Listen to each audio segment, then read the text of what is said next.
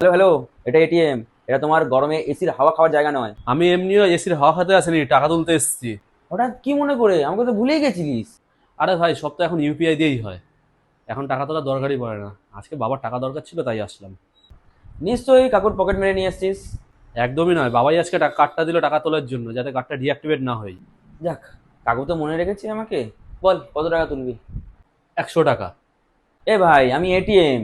তোর নাই থাকতে পারে, কিন্তু আমার আছে সম্মান। মিনিমাম 500 টাকা। আচ্ছা বাবা, তাই দে, এমনিও তোর কাছে খুচরো থাকে না। এই ঢোকা তো আগে। কি? আরে বাবা, কার্ড। ও আচ্ছা। আহ, আস্তে। পিন দে। আরে আস্তে আস্তে, খারাপ করে ফেলবি নাকি? ওকে, ডান। টাকা দে। মানে,